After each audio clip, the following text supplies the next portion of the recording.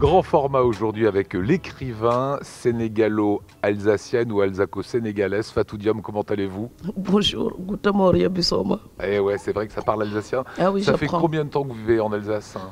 Oh là là, si je le dis, ça va me rajeunir, hein. Je suis là depuis 94. Voilà, et vous faites évidemment, et ça sera ma première question d'actualité, des allers-retours fréquents sur le Sénégal. Oui, Aujourd'hui, la jeunesse oui. sénégalaise est dans la rue. Comment est-ce que vous le vivez? Quel est votre regard? Ah ben, comme tous les Sénégalais de la diaspora, je m'inquiète, mais en même temps, j'ai beaucoup d'espoir parce que le Sénégal fait office de modèle démocratique en Afrique de l'Ouest. Donc, j'espère que la sagesse de Senghor le reviendra très vite. Parce que oui, il faut que ça se calme pour continuer à progresser. Il faut que la paix revienne. De quoi aimer vivre, c'est un recueil de nouvelles. Je trouve qu'en filigrane, il y a beaucoup question de solitude. Est-ce que c'est par le Covid, hein, on retrouve cette solitude chez ce berger finalement qui est seul face à une machine, chez ce boxeur écorché de la vie, chez Andy, Andy. qui est un personnage tout à fait étonnant. Alors, ce texte a été écrit avant le Covid. Et donc, je pense que les auteurs sont des sorciers. Parfois, on a un sixième sens. Je ne savais pas du tout ce qui allait se passer. Et le Covid est venu comme une espèce de confirmation de cet isolement. Et c'est tout à fait étrange, même pour moi. Donc, je me dis, en fait, je porte malheur. Donc, j'écris sur des personnages isolés, enfermés dans leur solitude, en train de réfléchir, en retrait, presque en retrait. Et la réalité vient confirmer cela. Donc c'est très étrange, mais je trouve que le berger de la Roya, par exemple, il est seul face à la machine judiciaire. Il est seul aussi face à sa conscience d'homme qui le fait agir pour aider des réfugiés, malgré les risques qu'il encourt. Et puis il y a le boxeur.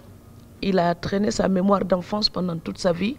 Il n'a jamais su devenir un homme adulte parce qu'il a des blessures qu'il n'a pas eu le temps de soigner, il n'a pas eu le temps de parler en profondeur de son enfance avec sa mère. Et donc, il a toujours tout réglé avec son coup de poing. Alors, à la fin, il dit, mais je cherchais de l'amour et du respect et je n'ai su inspirer que de la terreur. Alors, c'était ma manière de parler des violences faites aux femmes pour dire que, mais oui, parfois, les hommes violents aussi sont fragiles. Et il y a une nouvelle magnifique sur votre grand-père. J'imagine qu'on n'est pas dans le roman, là, on est vraiment Alors là, je vais pleurer, hein. dans le vécu et dans le vivant, ce grand-père si lumineux qui va vous dire qu'il faut rêver positivement toute sa vie. Oui, donc quand je lui ai demandé qu'est-ce qu'il y avait là-haut derrière le ciel, et c'est une vraie question que je lui posais, c'est quelque chose qui m'habitait pendant des années. Donc quand on était en mer, que je regardais au loin, donc il me racontait ce qu'il y avait d'abord, de l'autre côté il y a telle île. Et j'ai dit, et après il y a telle île. Mais et après il y a Jiffer, et après il y a Joal, et Dakar. Mais et après, je dis, mais derrière le ciel. Il me dit, ah mais il y a tes rêves. Donc si tu ne les oublies pas, ils se réaliseront. Et il me répétait toujours ça, si tu n'oublies pas tes rêves, ils se réaliseront. Parce que les gens qui oublient leurs rêves ne grandissent plus. Par contre, quand j'ai lu Le Vieux homme et la mer d'Hemingway, j'ai vraiment eu l'impression d'avoir été aveuglé par la tendresse, par la douceur, par les plaisanteries de mon grand-père, que je ne voyais pas sa condition humaine. Mais quand j'ai vu Diego dans Le Vieux homme et la mer, cet homme oui, l'homme de la terre, qui luttait au quotidien, et comment Hemingway arrivait à le décrire, et je me suis dit, oui, mais ça, c'est mon grand-père, c'est mon grand-père. Donc cet auteur-là m'a aidé à comprendre mon grand-père. Et c'est pour ça, lui aussi, il est devenu un des miens, parce qu'il m'a éduqué le regard, pour regarder derrière le sourire.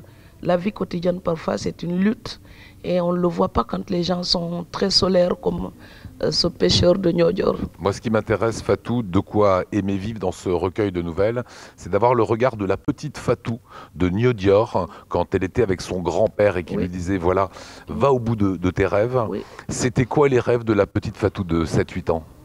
Ah mais quelle grande ambition, vous allez être déçus tous. Moi, quand j'étais petite, je rêvais tout simplement d'être professeur de français. Mon plus grand rêve, c'était ça, être dans une classe, faire comme mon instituteur. Donc enseigner le français et des poèmes, c'était ça. Écrire des poèmes avec des enfants, écrire des petites histoires, mais vraiment le français, la langue française. Ou alors être journaliste. Alors pourquoi?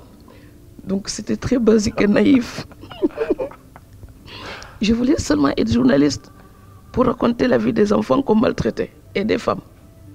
Et je voulais juste être journaliste en fait pour dénoncer les gens qui faisaient du mal aux femmes et aux enfants. Vous n'imaginiez pas une œuvre littéraire? Non, je savais que j'écrirais par contre tout le temps parce que j'aime ça. Mais c'était ma récréation. C'était ma manière de me recentrer. Juste parce que j'aime ça et mon petit plaisir. Et un dernier mot, Fatou, sur le titre De quoi aimer vivre? Oui, parce qu'on parle toujours de gagner sa vie, trouver de quoi vivre. Mais je trouve que l'assiette pleine ou le grenier rempli, les poches pleines, ça ne suffit pas pour la subsistance. Il faut quelque chose dans le cœur, il faut quelque chose dans l'âme, il faut le bonheur de vivre. Parce que, mais oui, je pense que sans amour, on est juste là comme des arbres qui se dessèchent. Donc, plus que la nourriture, il faut de l'amour pour nourrir nos âmes.